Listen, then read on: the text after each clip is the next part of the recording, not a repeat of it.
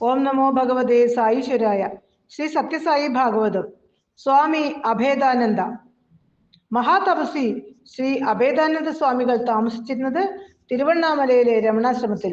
ഭഗവാൻ സത്യസായി ബാബയെ കുറിച്ച് കേട്ടപ്പോൾ അദ്ദേഹം കസ്തൂരിക്ക് കത്തെഴുതി. സത്യസായി ബാബയുടെ അനുപമമായ കഴിവുകളും സിദ്ധികളും ഏറെ കേട്ടിരിക്കുന്നു. പക്ഷെ അതുകൊണ്ട് മാത്രം കാര്യമില്ലല്ലോ. അടുത്തയിടെ താങ്കൾ എഴുതിയ സത്യം ശിവം സുന്ദരം വായിച്ചു. ഭഗവാൻ ബാബയെ ദർശിക്കണമെന്ന് ആഗ്രഹമുണ്ട്. എപ്പോഴാണ് അതിനുള്ള സമയമെന്ന് അറിയിക്കുമോ? 20 വർഷമായി ഞാൻ യോഗസമന്വയമായ ജീവിതം നയിക്കുന്നു. പക്ഷെ എന്തോ ഒരു കുറവ്, സംശയം ഇപ്പോഴും വല്ലാതെ അലട്ടുന്നു. ഈ ശരീരത്തിന് 76 കൊല്ലം പഴക്കമായി. ഈ ലോകം വിട്ടുപോകേണ്ട സമയമായി. കഴിയും വേഗം ഭഗവത് ദർശനം ലഭിക്കാൻ ആഗ്രഹിക്കുന്നു. സായിബാബയ്ക്ക് എന്റെ സംശയങ്ങൾ തുടച്ചു നീക്കാൻ കഴിയുമെന്ന് ഞാൻ കരുതുന്നു. സംസാര സാഗരം കടക്കാൻ അവിടുന്ന് എന്നെ സഹായിക്കും. കസ്തൂരിയുടെ മറുപടി വരും മുമ്പേ സന്യാസിക്ക് ഒരു ദിവ്യാനുഭവം ഉണ്ടായി. ഡിസംബർ 27 പുലർച്ചെ 4 മണി. അഭേദാനന്ദ സ്വാമി പാതി മയക്കത്തിൽ. ജീവിതം എങ്ങോട്ട് ഒഴുകുന്നു എന്ന ചിന്തയിൽ അദ്ദേഹം മുഴുകിയിരിക്കുന്നു. ആ നിശബ്ദ നിമിഷങ്ങളിൽ തന്റെ ശിരസിൽ ആരോ ശക്തിയായി അടിച്ചത് സ്വാമികൾക്ക് അനുഭവപ്പെട്ടു. അദ്ദേഹം പിടഞ്ഞെഴുന്നേറ്റ് വിളക്ക് കൊളുത്തി. മുറി തഴുതിട്ട പടി തന്നെ. താനല്ലാതെ മറ്റാരും അവിടെയില്ല. ശിരസിൽ തിരുമ്മിക്കൊണ്ട് അദ്ദേഹം വീണ്ടും ചിന്തയിൽ മുഴുകി തുടങ്ങി. പെട്ടെന്ന് തന്റെ മുന്നിൽ 6 അടി ഉയരത്തിൽ ഒരു പ്രകാശം നീളത്തിൽ ജ്വലിക്കുന്നത് അദ്ദേഹം കണ്ടു. ആ പ്രകാശവലയത്തിൽ ഭഗവാൻ രമണ മഹർഷിയെ അദ്ദേഹം ദർശിച്ചു. അടുത്ത നിമിഷം ഭഗവാൻ സത്യസായി ബാബയെ. ആ ദർശനങ്ങൾ വീണ്ടും ജ്യോതിഷിൽ ലയിച്ചു. അദ്ദേഹം ആനന്ദത്തിൽ മുഴുകി. 2 മഹാഗുരുക്കന്മാരുടെ കൃപ, രണ്ടും ഒന്നെന്ന പ്രത്യക്ഷാനുഭവം. അപ്പോൾ ഭഗവാൻ ബാബയുടെ ശബ്ദം കേട്ടു തുടങ്ങി. പരിഭ്രമിക്കണ്ട, നീ ഇനി ധ്യാനിക്കണ്ട, മനസ്സിനെ നിരീക്ഷിക്കൂ. അപ്പോൾ അത് സ്വയമേവ മറഞ്ഞുകൊള്ളും. സാക്ഷിയായിരിക്കൂ. ഇതാണ് ഗുണാതീതന്റെ ലക്ഷണം. അചഞ്ചലമായ ജ്ഞാനം ഇതുതന്നെ, അതുതന്നെ പരമാനന്ദം.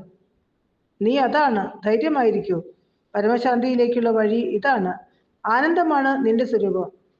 നിന്റെ തലയ്ക്ക് ഞാൻ അടിച്ചത് ഇക്കാര്യം ഉപദേശിക്കാനാണ്. ആ താടനം നിന്റെ ചിന്തകളെ നേർവഴി നയിക്കും. കേവലം സാക്ഷിയായി വർത്തിക്കുക. എന്നുമെന്നും നിന്നോടൊപ്പം നിന്നെ സംരക്ഷിക്കാനായി ഞാനുണ്ട്. ഇങ്ങനെ ജ്ഞാനോപദേശം നൽകി ഭഗവാൻ ബാബ വായുവിൽ അലിഞ്ഞ് ഇല്ലാതായി. തന്റെ ഈ അമൃതാനുഭവത്തെക്കുറിച്ച് അദ്ദേഹം കസ്തൂരിക്ക് എഴുതി. എനിക്കിത് പുരപ്പുറത്ത് കയറി നിന്ന് വിളിച്ചു കൂവണം. ഞാൻ അനുഭവിക്കുന്ന പരമാനന്ദത്തെ നിയന്ത്രിക്കാൻ എനിക്ക് കഴിയുന്നില്ല. ഒരുപക്ഷെ ലോകത്തിൽ മറ്റൊരിടത്തും ഇത്ര ആസ്വാദ്യകരമായ ആനന്ദാനുഭൂതി ജനങ്ങൾ അനുഭവിക്കുന്നില്ലായിരിക്കാം. 1962 അഭേദാനന്ദ സ്വാമികൾക്ക് പുട്ടപർത്തിയിലെത്താൻ ഭാഗ്യമുണ്ടായി. 6 ദിവസം താമസിച്ചു.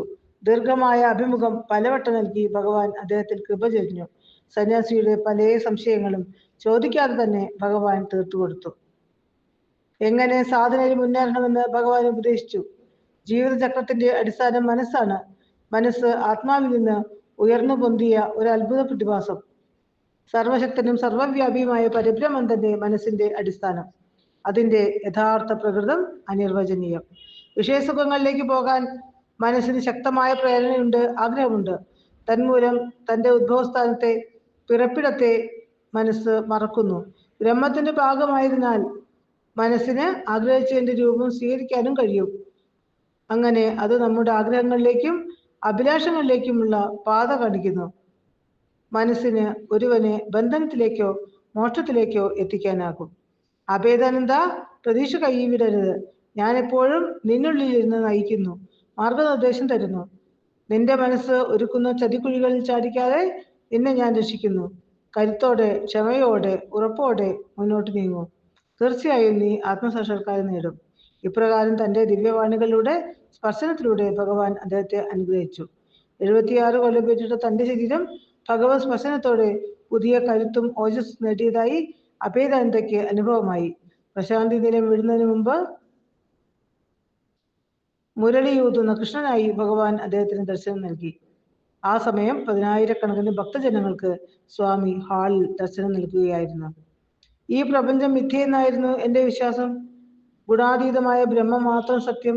പക്ഷേ മുരളീകൃഷ്ണ ദർശനത്തോടെ ഈ പ്രപഞ്ചവും ഈശ്വരൻ തന്നെ എന്ന സത്യം ഞാൻ മനസ്സിലാക്കി. അഭേദാനന്ദ സ്വാമികൾ പറഞ്ഞു.